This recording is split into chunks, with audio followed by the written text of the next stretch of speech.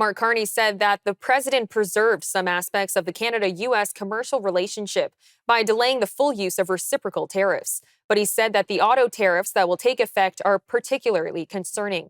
Dr. Moshe Lander, economist and professor at Concordia University, joined us to explain how the previous and new tariffs will affect the Canadian economy.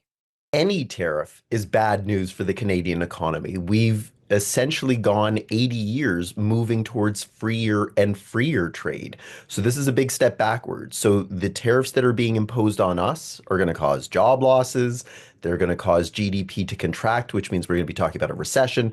We could be talking about inflationary pressures, which could mean that the interest rate cuts stop, but they could even go into reverse.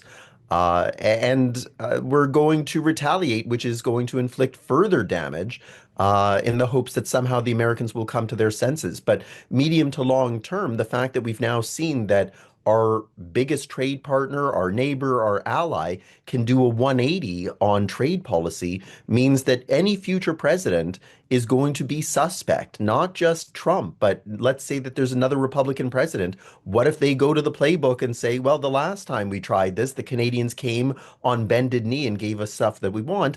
I have other issues with Canada. And it could even happen with the Democratic president who decides that maybe they don't like our stance on the environment or an issue that's near and dear to the Democrats. So we have much bigger problems, medium to long term, even when the tariffs go away. There's no way that tariffs make the economy stronger. Medium term, long term, tomorrow, never. It doesn't happen. There's only one circumstance where you could make the argument that tariffs could actually benefit an economy. And it's such a long shot scenario that it's not even worth trying to see if it's true.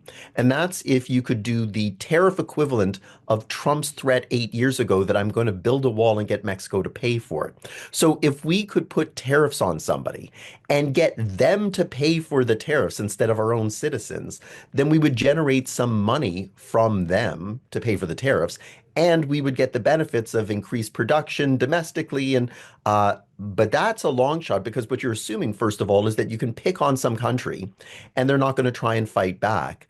And that nobody bigger is going to try that to us. So there's no way that this benefits the overall economy. What tariffs do is they benefit sectors of the economy.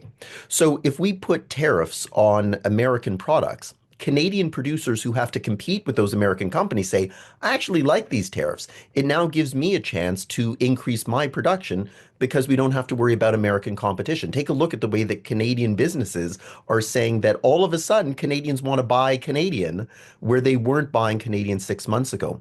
But if we add up their gains, and we subtract from it the losses of consumers who now see higher prices, lesser variety of goods, and that they don't have access to the things that they once did. The losses outweigh the gains. So overall society is weaker, even if you factor in the government tax revenue that they generate. Dr. Lander also unpacked the role that tariffs will play on the American economy. Inflation will remain high, interest rates will remain high, GDP will fall. The jobs that he's expecting to materialize won't happen, certainly not immediately. It's not like you can snap a finger and open up an auto factory overnight. But even in the medium to long term, given his attacks on immigrants and foreign nationals operating in the country, you're not going to be able to fill those factories even if somehow they were to start opening. So you're going to need a radical change in the entire industrial base of the US. But what you're doing is you're taking jobs away from sectors that have shown themselves to be world leaders and now diverting them towards industries that have been shown that could be done more productively elsewhere. So productivity in the US is going to decline. There's just really nothing that's going to be good here other than a few sectors that he's identified as being key to his political base that might stand to gain from the tariffs because they're going to be able to hide behind the tariffs and expand their production.